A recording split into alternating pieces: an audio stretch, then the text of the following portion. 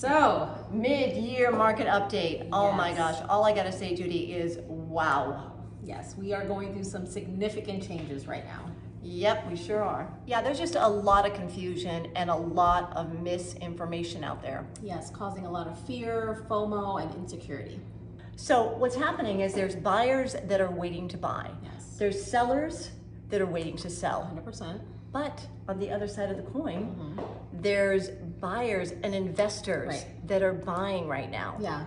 And there's sellers that are selling, and they're selling quickly. Right. It's really hard to make sense of where the market is sometimes. And in this phase, the correction type phase, it's really difficult to gauge. It's awkward, it is. So inventory is still relatively low right now. Right.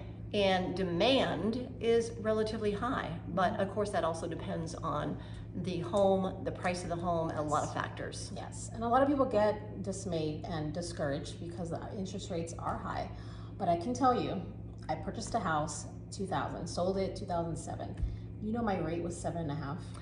Yeah, this is actually the norm. Yeah. It's just we are so spoiled with the 2%, the 3%, and that's what people are expecting. But this is actually the normal type of interest rate. This is normal. Yeah, this is not a bad interest rate. But here's the thing.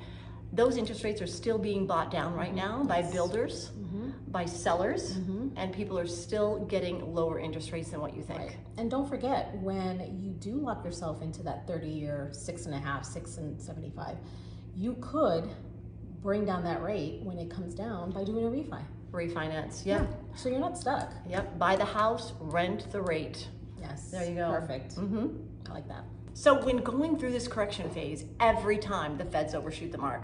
And then what happens? They drop the rates. It's a typical pattern. If you look back, I mean, you could go back to 1950 and see the same pattern all over again. Yep. I mean, at the end of the day, you definitely want to own an asset, something that makes your money work for you. Right, and it's better than renting and throwing your money out the window and paying someone else's mortgage. Absolutely. But let's look at some real facts that show a much brighter picture. Yes, remember, always buy the home, rent the rate.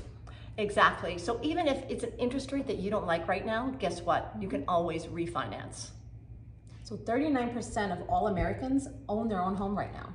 Yep, and another 29% have at least 50% equity in their homes. So what that translates to, we are sitting on solid ground. Yeah, that's like 68% either own their home or have at least 50% equity in it.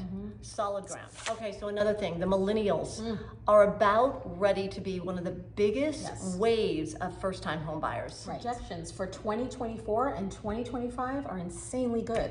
100%. And another thing, there is a lot of opportunity right now in this market. In spite of what you might be hearing with all the misinformation going around, there's buyers right now that are getting the price of the home dropped, their interest rate dropped, or closing costs paid for. Right, and we're having sellers get multiple offers depending on the price point, but there's opportunity. So don't focus on the here and now.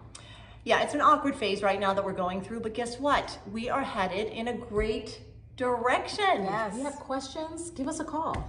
Call us. We got you.